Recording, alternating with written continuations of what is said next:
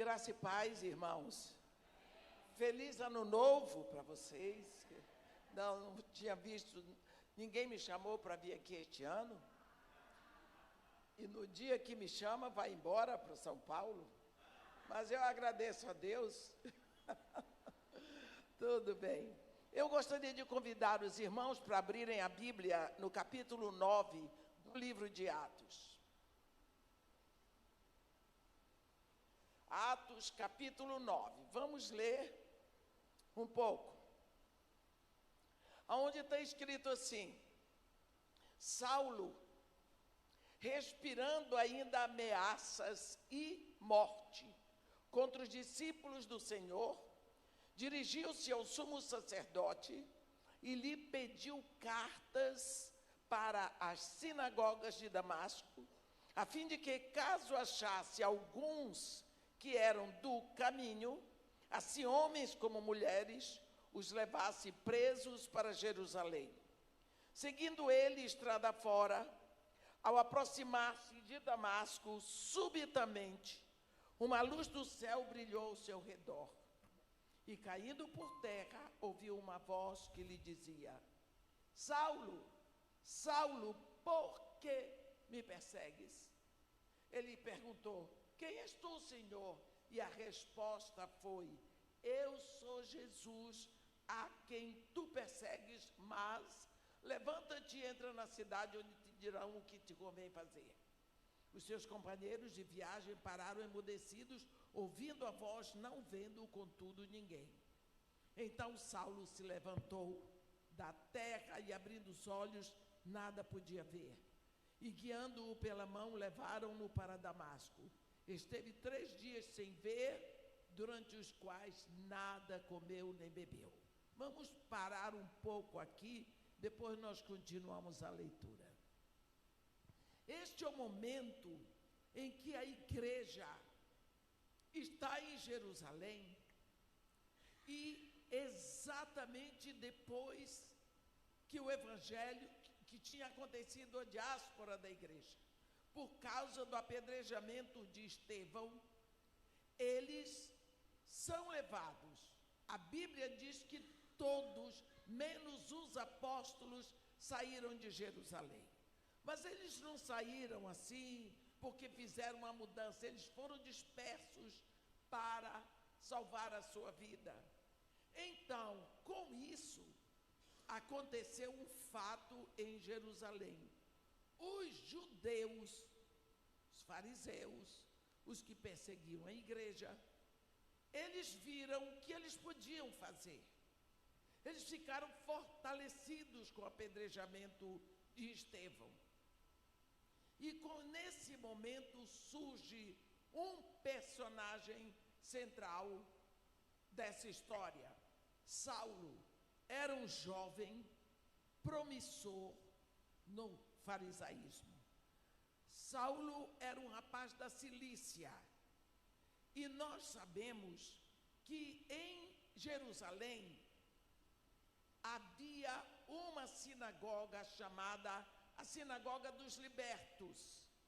E todos os judeus que não eram de Jerusalém, eles iam para essa sinagoga. Os judeus que eram de Jerusalém, eles frequentavam outras sinagogas, mas a Sinagoga dos Libertos era só para judeus, que a gente diz judeus helenistas, que eram judeus que não eram de Jerusalém. Então, nessa Sinagoga dos Libertos, nós podemos encontrar Saulo, que era da Cilícia, podemos encontrar Barnabé, que era de Chipre, podemos encontrar Estevão, que era de Corinto. Então, nós vemos assim judeus, homens piedosos, sábios e expertos da lei, que frequentavam essa sinagoga. Agora, você imagina, nessa sinagoga, um Estevão que conhecia tão bem a lei e os profetas, mas cheio do Espírito, e um Saulo que era expert na lei e nos profetas, mas não tinha o Espírito Santo. Então, logicamente que houve debate, houve questionamento, e por causa disso, Saulo e os outros levaram Estevão para o Sinédrio, que era a corte, e ali ele foi condenado à morte. Saulo era um rapaz inteligentíssimo, de uma família muito bem de vida de Tarso. Mês passado eu estive na casa dele, lá na antiga casa onde ele nasceu, cresceu, em Tarso, na Cilícia. Eu estava fazendo a segunda e a terceira viagens de Paulo. A família dele era uma família que tinha uma condição financeira boa, porque eles eram fabricantes de tendas, e esse era um trabalho que dava uma boa renda naquela época. Os pais investiram nesse rapaz e o mandaram para Jerusalém para ser graduado aos pés do grande mestre fariseu Gamaliel. Ele era um rapaz de uma família da tribo de Benjamim, mas ele era apaixonado pela lei de Moisés.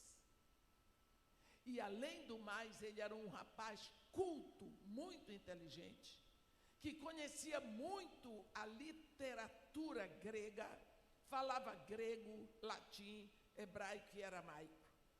Era um homem de uma cultura fenomenal, um expoente na idade dele e, além do mais, uma promessa entre os jovens para o judaísmo. Ele era um defensor ferrenho da lei de Moisés. Quando começa o grande movimento da igreja, foi exatamente quando vem Pentecostes.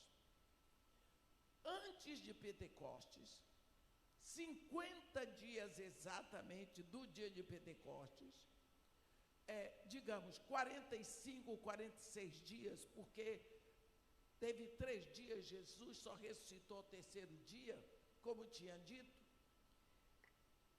Os guardas do sepulcro de Jesus receberam dinheiro para dizer que os discípulos de Jesus roubaram o corpo dele.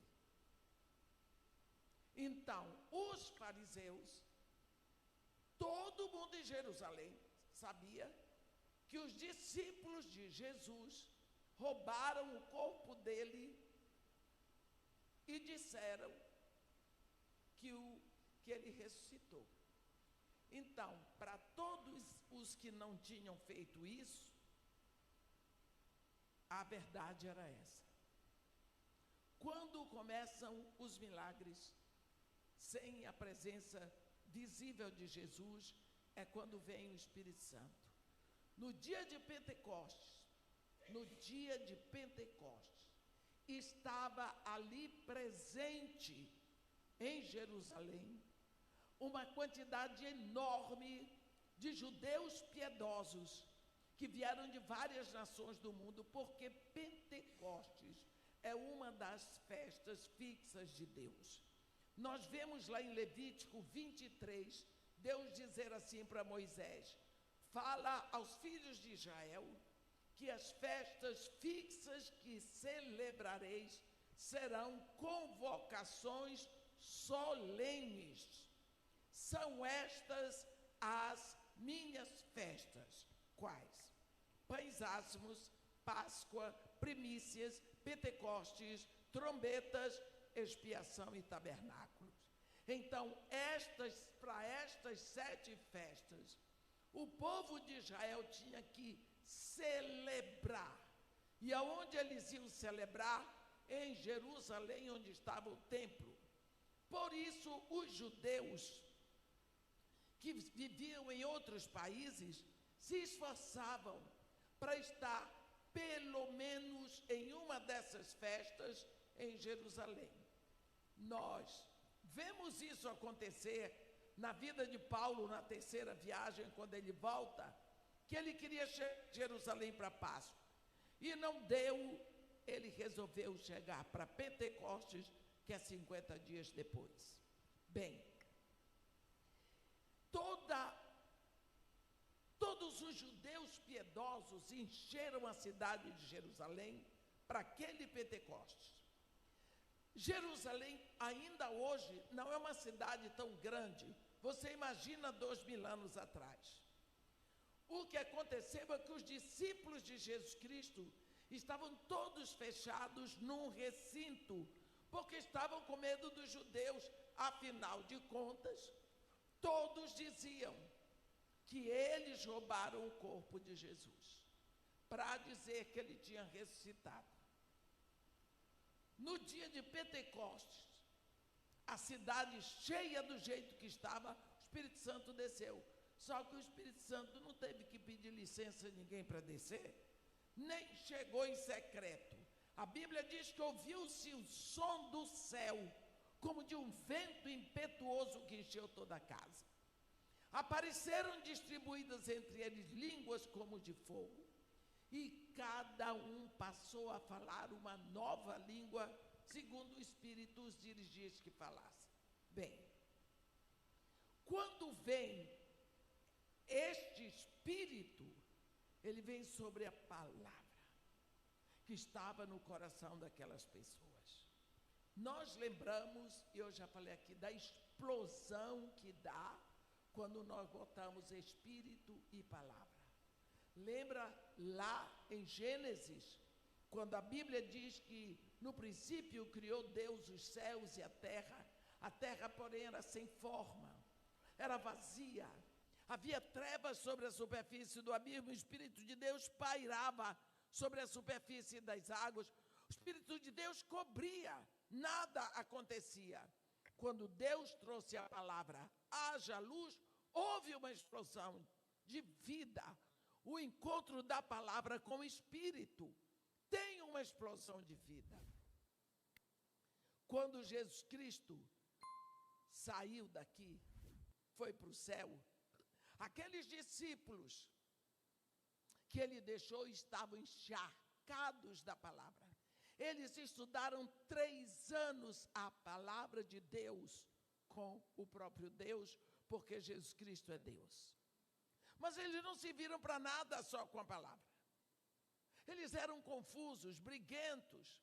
Tanto que quando Jesus ressuscitou e disse para eles, toda autoridade me foi dada nos céus e na terra, e de fazer discípulos de todas as nações, Jesus depois diz, permanecer na cidade, até que do alto sejais revestidos de poder.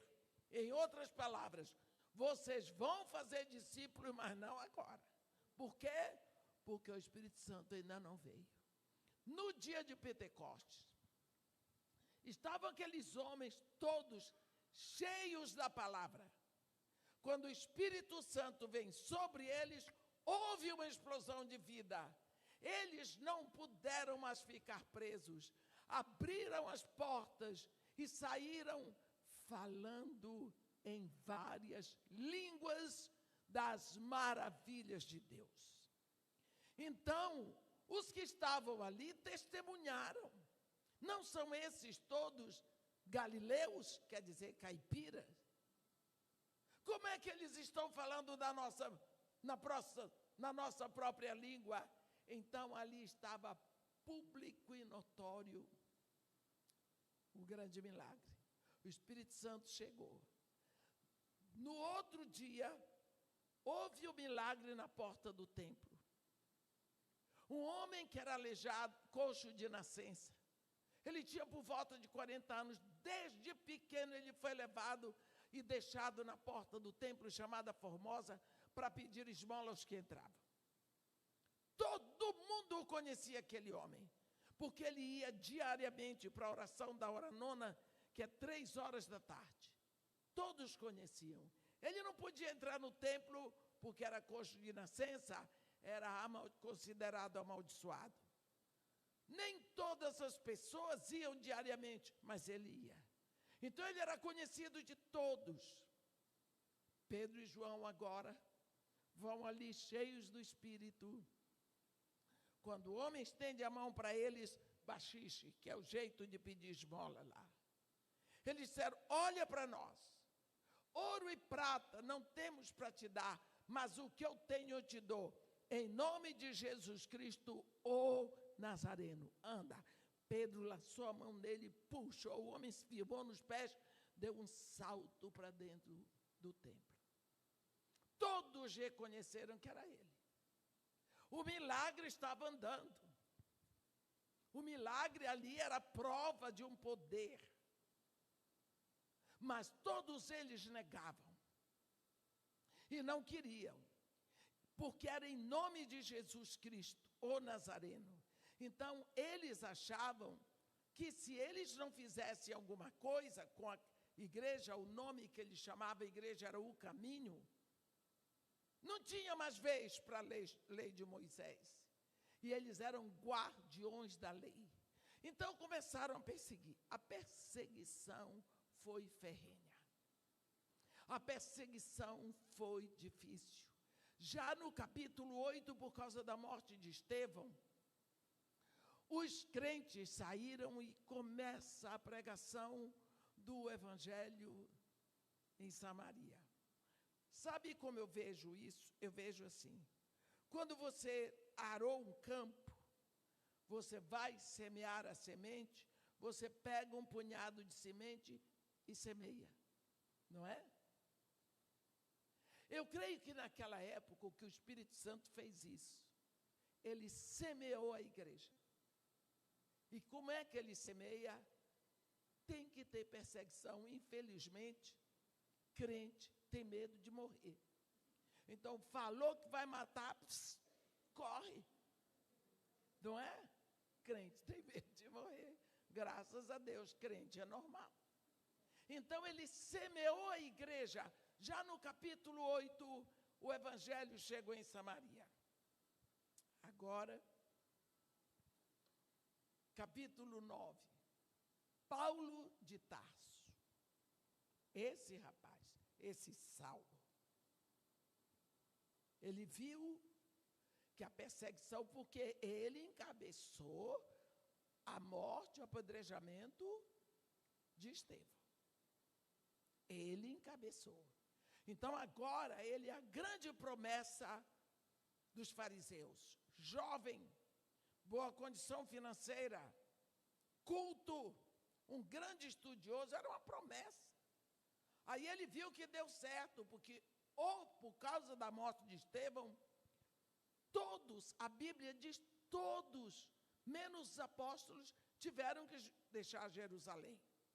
Então, ele agora com toda a autoridade, ele vai para o sumo sacerdote, como nós lemos, a Bíblia diz, respirando ainda ameaças e morte contra os discípulos do Senhor, ele foi ao sumo sacerdote e pediu cartas para as sinagogas de Damasco. Em Damasco existiam mais ou menos 40 sinagogas. O que ele queria? Autoridade por escrito para entrar em todas as sinagogas. E caso encontrasse algum seguidor de Jesus, ele ia prender e levar preso para Jerusalém, fosse homem, fosse mulher. De Jerusalém para Damasco, 6 dias de cavalo, a cavalo. Ele toma essas cartas e vai. Quando ele chega no caminho, a Bíblia diz que ao aproximar-se de Damasco, o que é que Paulo tinha?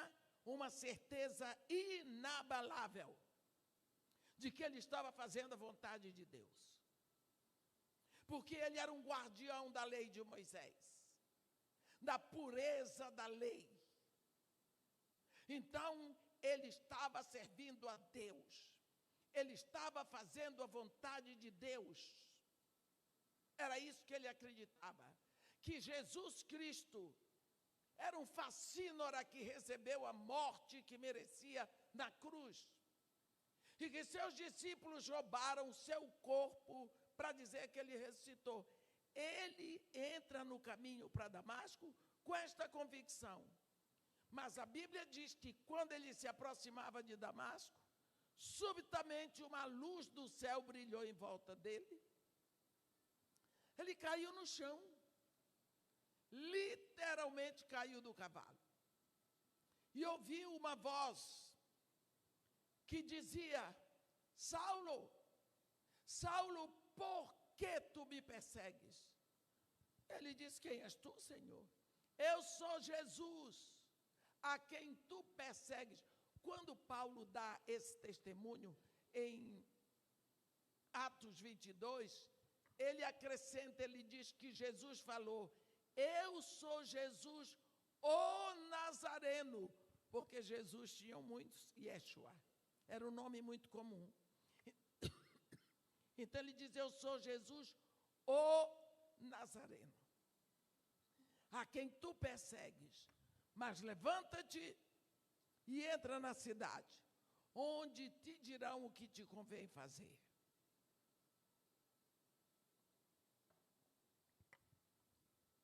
Paulo está no chão.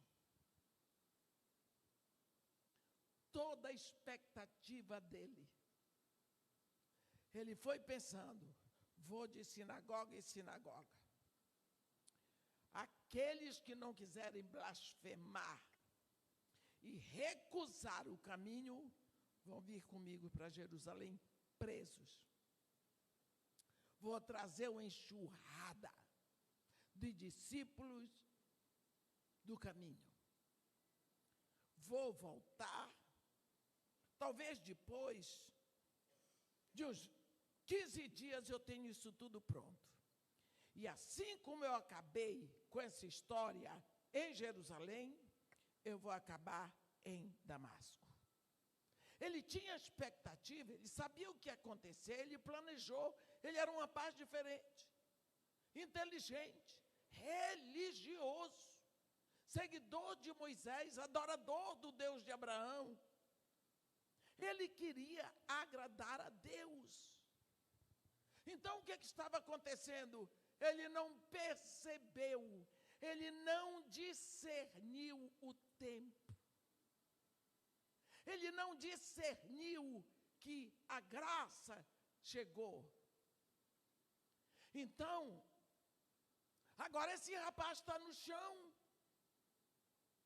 E ali no chão, ele diz: mas ele falou comigo.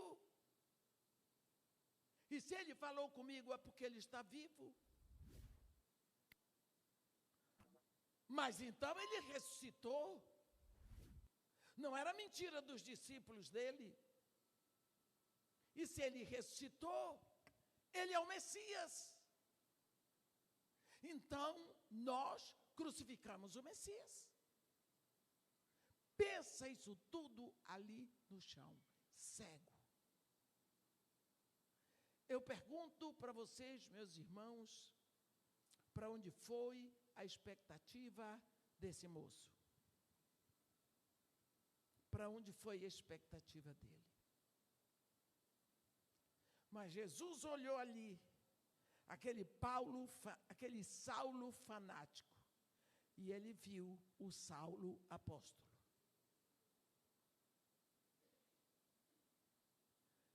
Saulo estava de um jeito: o que eu vou voltar para fazer o que em Jerusalém? Se todos estão errados a respeito dele, agora eu sei.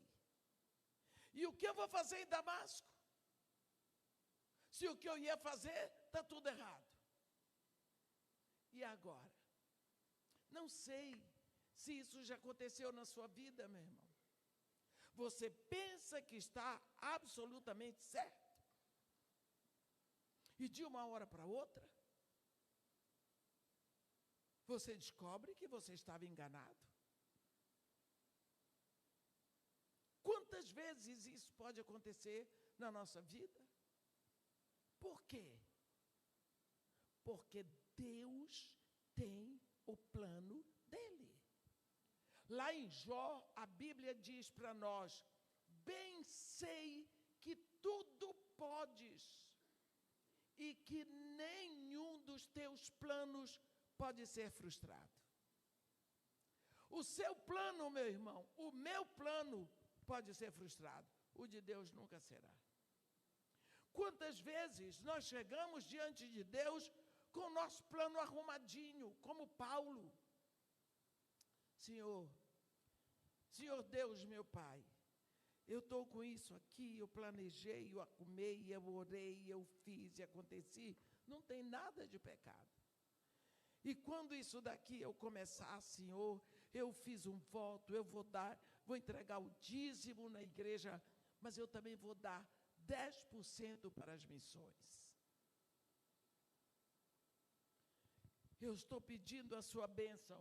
E Deus diz para você, por que é que eu tenho que abençoar os seus planos, quando eu tenho planos para você desde antes de você nascer?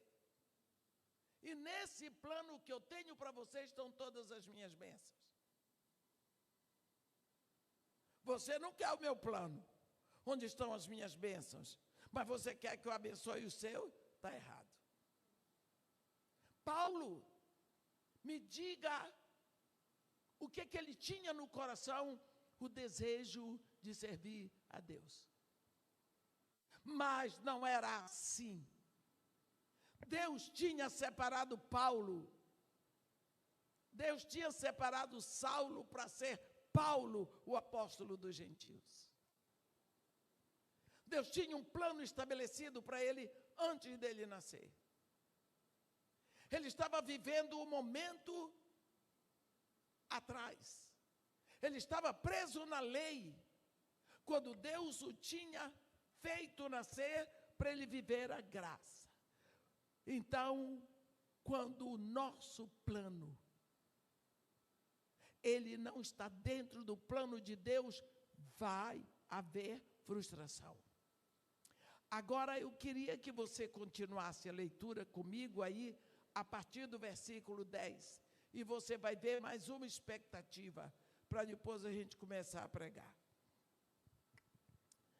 Aí a Bíblia diz assim no versículo 10, ora, havia em Damasco um discípulo chamado Ananias. Disse-lhe o Senhor numa visão, Ananias, ao que ele respondeu, eis-me aqui, Senhor. Então o Senhor lhe ordenou, dispõe-te e vai à rua que se chama à direita, e na casa de Judas procura por Saulo, apelidado de Tarso, pois ele está orando e viu entrar um homem chamado Ananias e impor-lhe as mãos para que recuperasse a vista. Ananias, porém, respondeu, Senhor, de muitos tenho visto a respeito deste homem. Quantos males tem feito aos teus santos em Jerusalém, e para que trouxe autorização dos principais sacerdotes para prender a todos aqueles que invocam o teu nome. Mas o Senhor lhe disse, vai, porque este é para mim instrumento escolhido, para levar o meu nome perante os gentios e reis, bem como perante os filhos de Israel. Pois eu lhe mostrarei quanto lhe importa sofrer pelo meu nome. Então Ananias foi, e entrando na casa, impôs sobre ele as mãos, dizendo, Saulo, irmão, o Senhor me enviou, a saber, o próprio Jesus que te apareceu no caminho por onde vinhas, para que recuperes a vista e fiques cheios do Espírito Santo. Imediatamente lhe caíram dos olhos como que umas escamas e tornou a ver. A seguir levantou-se e foi batizado. E depois de ter se alimentado, sentiu-se fortalecido. Então permaneceu em Damasco alguns dias com os discípulos. Vamos ver isso aqui. Paulo, lá em Jerusalém, pediu cartas aos sumos sacerdotes para ir a Damasco, nas sinagogas. Se ele encontrasse discípulos de Jesus Cristo, ele ia prender e trazer para ser julgado em Jerusalém, fosse homem ou fosse mulher. Eu imagino a expectativa daquele rapaz. Só que a igreja em Damasco também estava com uma expectativa. A igreja de Jesus Cristo naquela época não se reunia assim como nós. Eles se reuniam nas casas, eles iam à sinagoga, porque todos os primeiros cristãos, eles eram judeus. O evangelho nasceu ali, Jesus era judeu. Então os crentes eram judeus, todos os discípulos eram judeus, espalhados nas sinagogas. Eles estavam apavorados, porque eles sabiam quem era Paulo. Você imagina uma igreja sofrendo, chorando, orando, clamando, possivelmente jejuando, pedindo a Deus que não permitisse que Paulo chegasse a Damasco. Porque Paulo, naquela época, era fera sanguinária, matador, perseguidor da igreja. Pensa o que é uma igreja. Aquelas famílias orando, clamando pelos seus filhos. Porque sabiam que se ele chegasse em Damasco, ele ia fazer o que fez em Jerusalém. Então, a expectativa da igreja é que Deus ouvisse a oração. É que Deus não permitisse que Paulo chegasse a Damasco. A igreja já sabia que Paulo tinha essa intenção. Eles sabiam lá que Paulo tinha ido ao sumo sacerdote pedir cartas. Você pensa numa igreja em oração? Pensa o que é isso? Pois Jesus Cristo, numa visão, aparece para um discípulo. Eu acho lindo que Jesus podia ter ido para tantas autoridades, mas foi para um discípulo. Pode ter certeza que Jesus usa o que é dele. Ele vai usar você. Se ele tem alguma coisa para fazer, ele vai usar você, porque você é propriedade dele, você é discípulo dele. Ele vai buscar Ananias. Havia em Damasco um discípulo chamado Ananias, e numa visão Jesus aparece para ele e diz: Ananias, e ele: eis-me aqui, Senhor. Dispõe-te e vai à rua que se chama Direita, e na casa de Judas procura por Saulo, porque ele está orando. Eu vou parar aqui. Tem crente que tem coragem de dizer para mim: irmã, eu não sei orar, só crente novo. Paulo tinha um dia, 2, e já estava orando. Ah, mas Paulo era um fariseu, igual você antes de aceitar Jesus Cristo. Igual a mim também, antes de aceitar. Pois ele está orando e viu um homem chamado Ananias entrar na casa, impor sobre ele as mãos, para que recupere a vista. Preste atenção. Jesus Cristo já tinha dado a Paulo uma visão. Jesus Cristo já tinha mostrado Ananias para Paulo, esse aqui que vem. Paulo viu um homem chamado Ananias. Jesus ainda deu o nome. Olha Jesus. Como é que Jesus Cristo deu uma visão para Paulo? Paulo não era nem crente, nem tinha Espírito Santo. E o que é impossível para Jesus? Quem disse o que ele pode e o que ele não pode fazer? Hein? Quem disse? Jesus Cristo mostrou e disse o nome para Paulo. É esse homem aqui, o nome dele é tal, e ele vem aqui impor as mãos. Pronto. Jesus disse para Ananias. Ele viu, ele já te viu, já sabe o teu nome. Para que ele fique, recupere a vista. Você já pensou nesse pobre do Ananias? Orando e jejuando. Crente que Deus ia fazer o que eles estavam pedindo. E agora ele vem saber que o homem já tinha chegado. Eles não queriam que o homem chegasse em Damasco. Agora Jesus Cristo dá a notícia para ele: já chegou. O problema está cego. E você vai lá para curar. Está vendo? Chegou, mas está cego. E você vai resolver esse problema, Ananias. É você. Você se ponha no lugar de Ananias? Com um comando desse? Eu digo que isso é uma das coisas mais difíceis que Deus já mandou alguém fazer. Soltar aquele que pode me prender meus filhos, minha mulher. E Jesus simplesmente fala com isso para Ananias. Ananias tomou um choque e resolveu dar um conselho para Jesus. Quem sabe Jesus podia ser razoável. Senhor, de muitos tenho ouvido a respeito deste homem, quantos males ele fez aos teus santos lá em Jerusalém.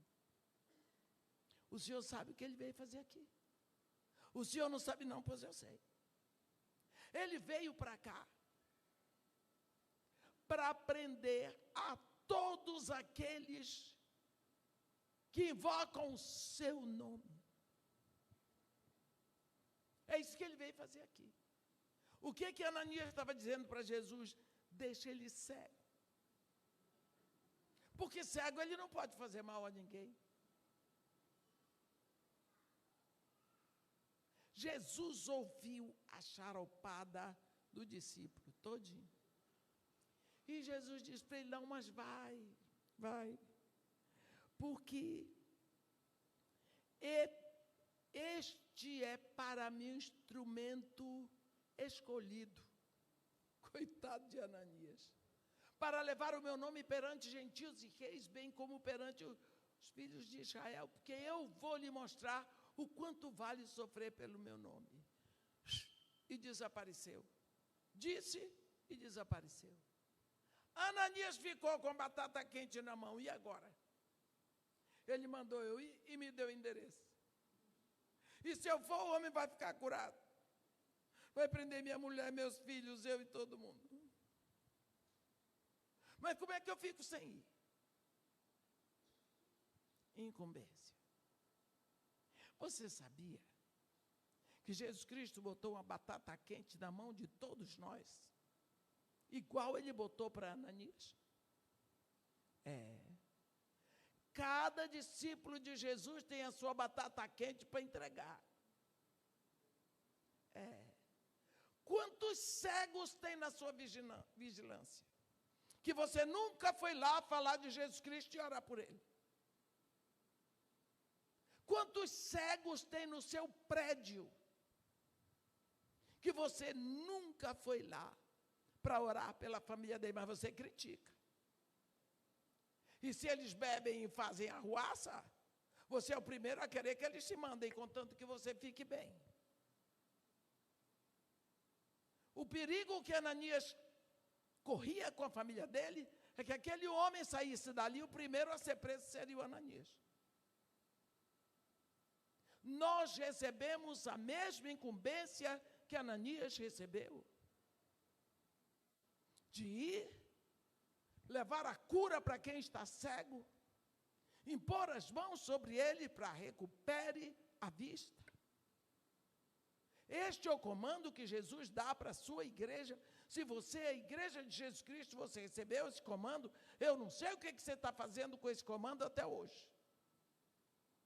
Eu demorei para entender isso. Eu já estava com mais de 40 anos quando entendi que eu tinha alguma coisa para fazer. E eu estou correndo atrás do atrasado.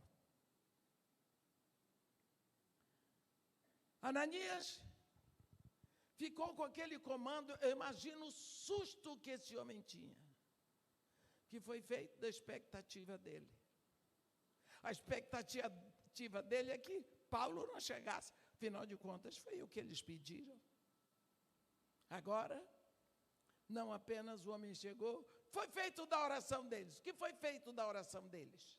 Do jejum, dos pedidos. Que frustração! Deus não ouve?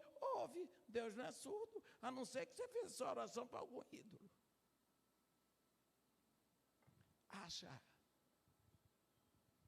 que Deus vai mudar o plano dele? Só porque eu não entendi? Mas quando?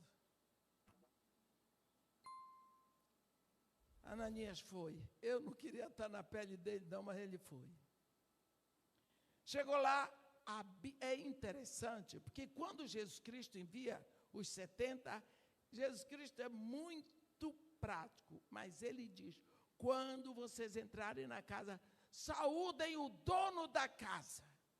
Jesus Cristo tinha dito que a casa era de Judas, mas a Bíblia diz que ele foi entrando, impondo a mão sobre Paulo, dizendo, Saulo, irmão, cadê que ele saudou o homem da casa?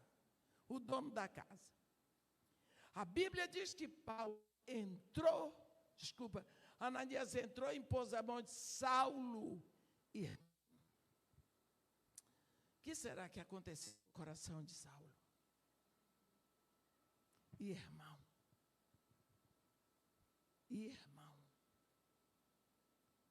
O que é que Ananias estava dizendo para ele? Quando Jesus Cristo falou de Saulo para Ananias, ele só disse, ele está orando e viu entrar um homem chamado Ananias, impor-lhe as mãos para que recupere a vista. Jesus Cristo não disse mais nada do que isso, fora dizer que é um instrumento escolhido para levar o nome dele. Ele chega e o elo da fraternidade fica exposto. Saulo, irmão, o Senhor me enviou. Sim, o mesmo próprio Jesus que te apareceu no caminho por onde vinhas, para que recuperes a vista e fique cheio do Espírito Santo. Eu imagino o coração de Ananias como não estava. Aquele momento, tão cheio, tão tremendo com a palavra de Deus e o Espírito Santo ali operando em cima daquele jovem. E quando ele disse isso, como umas escamas caíram dos olhos de Paulo. O primeiro rosto que Paulo viu foi o rosto de Ananias. Aquele a quem ele foi lá para matar, para prender. Foi o primeiro rosto. Eu sempre acho que é um dos momentos mais lindos. Eu gosto de ver momentos de conversão genuína. Esse é um dos momentos mais lindos. Ele viu o rosto de Ananias, meu Deus do céu. Que coisa maravilhosa. A Bíblia diz que ele se alimentou e depois sentiu-se fortalecido, permaneceu em Damasco alguns dias com os discípulos. E logo pregava nas sinagogas a Jesus. Ele queria nas sinagogas para fazer arruaça, para prender discípulo de Jesus. A Bíblia diz aqui no versículo 20 que logo pregava nas sinagogas a Jesus, afirmando que este é o Filho de Deus. Houve uma confusão. O que foi feito com a expectativa da igreja? A igreja pedia para Paulo não ir. Pediu a Deus para Paulo não ir. Lembra que quando Jesus Cristo nos ensinou a orar, ele disse, seja feita a tua vontade na terra, como ela é feita nos céus.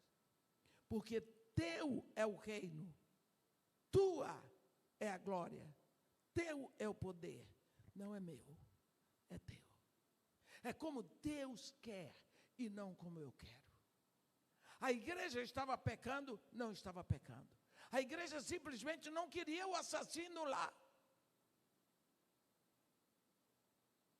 Mas Deus tinha um plano no meio de tudo aquilo. E o plano é que Paulo ia chegar, mas iria nas sinagogas para pregar o filho dele. E não para prender nenhum discípulo. Quantas vezes nós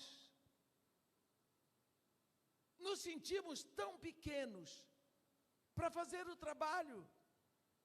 Mas olhe bem, este Ananias que você está vendo aqui, ele só aparece aqui, só na conversão de Paulo, só. Tem outro Ananias com Safira lá no capítulo 5, mas é outro caso.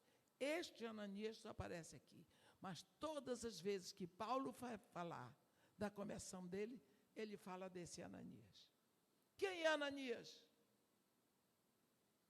Você conhece o ministério mais bombástico do que o ministério de Paulo na igreja? Aqui na Bíblia? Pois Ananias é o homem que deu a bênção inicial para esse ministério. Você vê o ministério de Pedro, tão grande, tão tremendo. Quem levou Pedro para Jesus? As pessoas nem dão atenção. Quem levou Pedro para Jesus foi André, o irmão dele. O que foi mais que André fez? Ninguém dá atenção ao pobre do André. Mas André prestou para levar preso Pedro para Jesus. Então são pessoas assim. E às vezes você se sente tão pequeno. Você dá atenção àqueles que aparecem muito, mas no caminho daqueles tem alguém que parece tão pequeno, mas que é tão grande.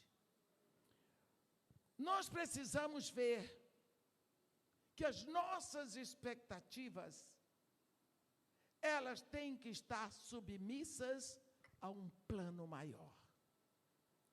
O plano de Deus, ele nunca mudará. Temos um problema com o tempo. Deus trabalha com plenitude de tempo. Esta semana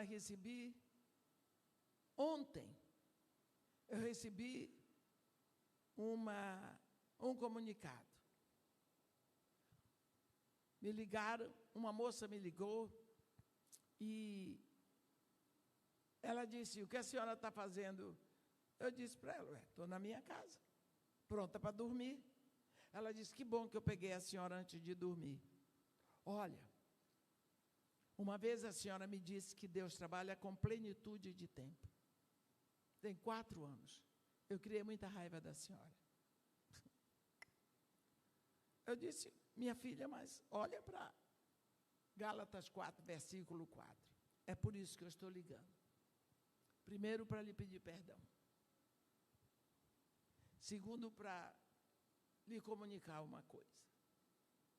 O que é? Vou casar sexta-feira.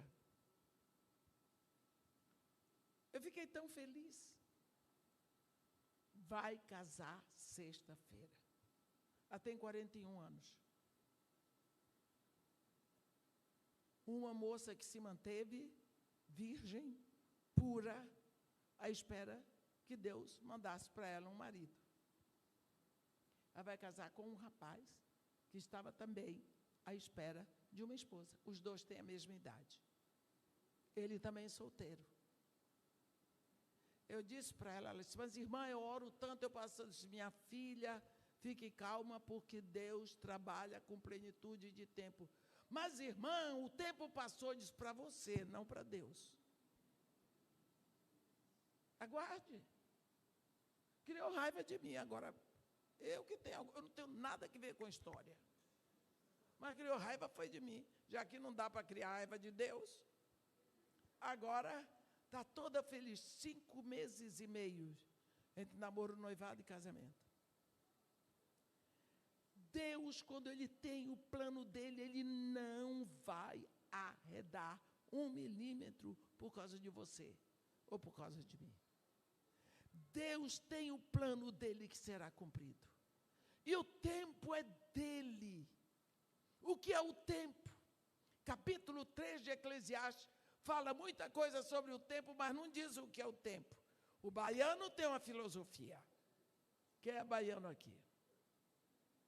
Eita! O baiano diz assim: o tempo disse ao tempo que tudo a seu tempo tem tempo. E que é o tempo? Ninguém sabe. Então, Deus tem o tempo dele para tudo. Se você entrega um assunto nas mãos de Deus, e você ora por aquilo, pedindo a Deus que a vontade dele seja feita, aguarde.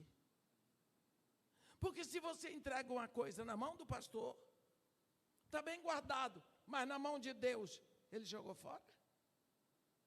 O seu sonho você coloca na mão de Deus e acha que ele vai jogar fora. Deus tem tempo para tudo. Paulo tinha uma expectativa, tinha um plano. Acabou, não era aquele.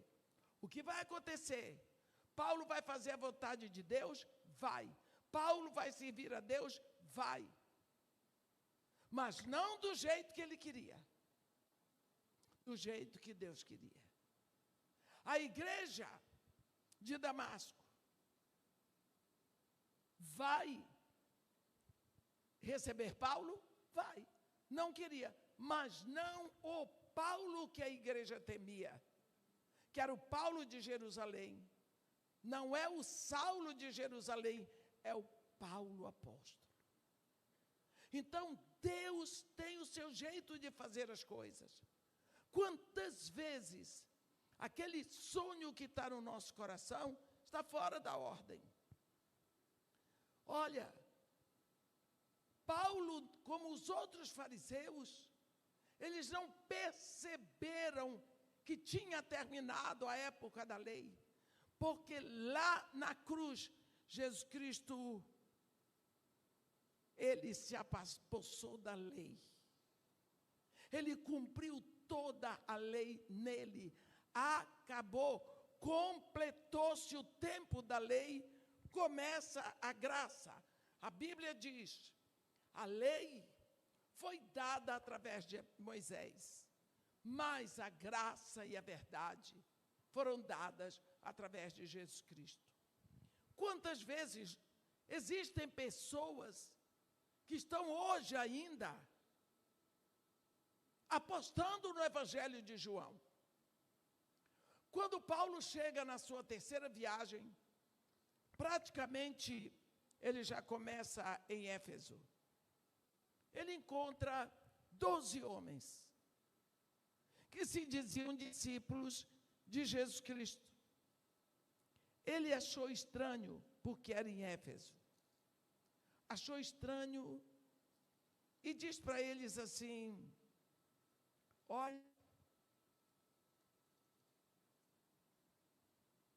vocês receberam o Espírito Santo quando creram? Eles disseram, pelo contrário, nem mesmo sabíamos que existia. Nem mesmo ouvimos que existe o Espírito Santo. Paulo perguntou, em que fostes batizados? Responderam, no batismo de João. Vocês entenderam? Sabe o que estava acontecendo, meus irmãos? Quando João Batista morreu, ele tinha os discípulos dele. Os discípulos de João Batista se dispersaram principalmente para Alexandria. Alexandria era o top da cidade no Oriente. Existia mais do que um livro para cada pessoa. O povo de Alexandria era um povo culto. E 1/3 da população era de judeus. Então, os judeus iam para lá estudar, trabalhar e tudo mais. Os discípulos de Jesus foram para lá. Os discípulos de João Batista. Seguramente, falando do Messias. E pregando o batismo de João. eles eram discípulos de João. Quando João morreu, Jesus ainda não tinha ido à cruz, não tinha chegado o Espírito Santo. Então, Apolo, desses homens, vem para Éfeso. E ele era um expoente, aquele rapaz. Então, ele começou a pregar Jesus Cristo, do jeito que João Batista pregava. Mas ele só conhecia o batismo de João, então ele batizava todo mundo com o batismo de João. Vocês lembram disso? Qual a diferença do batismo de João para o batismo de Jesus? É que o batismo de João aponta para frente. Ele prepara para a vinda do Messias. Ele leva você a olhar para o Messias que vem. Mas o batismo de Jesus leva você a olhar para trás, para o Calvário, para a cruz, para o que já aconteceu. Não é? Então, nós precisamos saber que tem uma época. Esse foi o grande problema aqui. Os fariseus não entenderam que acabou a época da lei e que tinha chegado a época da graça. E aqueles que não aceitaram perseguiam a graça. Mas nada pôde impedir que a graça chegasse até nós. Quantas vezes nossas expectativas estão certinhas, mas estão fora do plano de Deus. Fora do plano de Deus.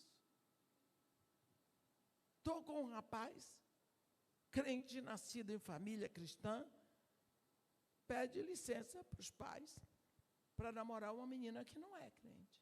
Eu disse, é desigualdade de julgo. Ah, mas ela é virgem. Ela é de uma família muito bem estruturada, porque mora pai, mãe e filhos. E aí? Desigualdade de julgo. Desigualdade de julgo. Nós estamos numa época em que as pessoas vivem no pelo menos. Pelo menos. Os pais não são divorciados. Pelo menos é virgem, como se fosse alguma grande qualidade. É assim que ela nasceu, é assim que tem que ir para o casamento, não está fazendo favor a ninguém. Nós vivemos na época do pelo menos. A moça que trabalha comigo tem 4 anos que a gente sofre orando porque ela largou o marido que é pastor, com um filho lindo, foi viver com outra mulher. Foi uma vergonha. A família de gente boa, são pobres, mas gente maravilhosa. E a gente orando por essa moça.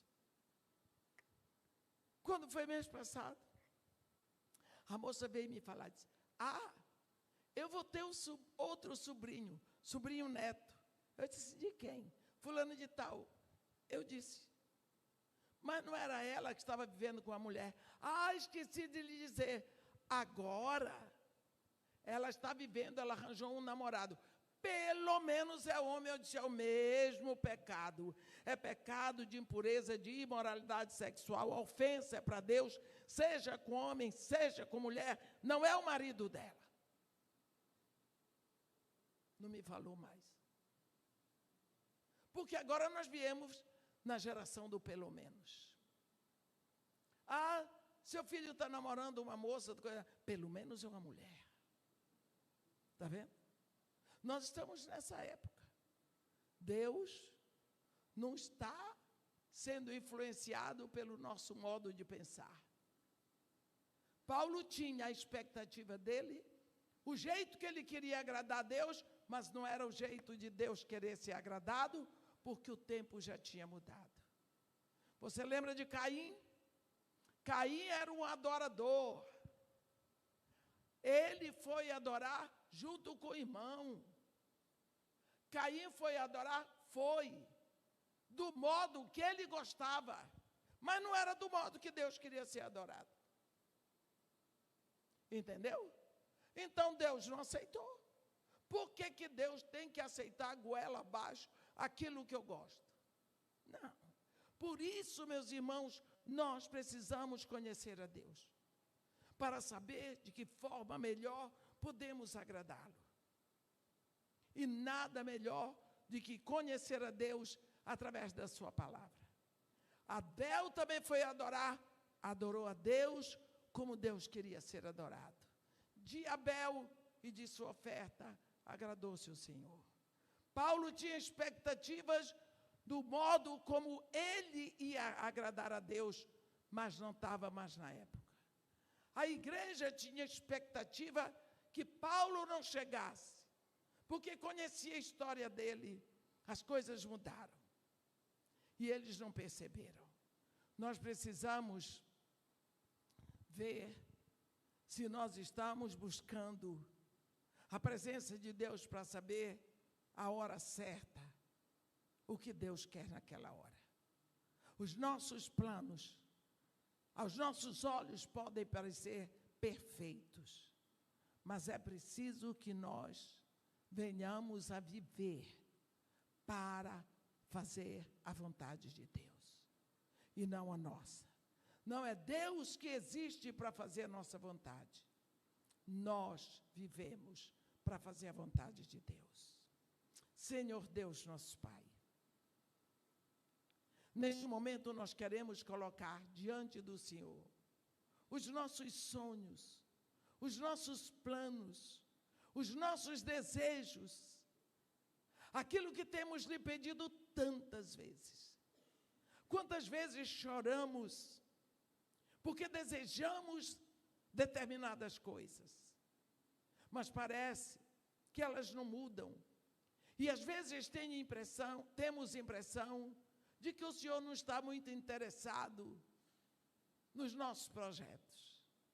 Nós lhe pedimos neste momento, ó Pai, que o Senhor nos dê um coração ensinável, um coração quebrantado e principalmente que nós possamos perceber que o Senhor é Deus e que nós existimos para fazer a sua vontade.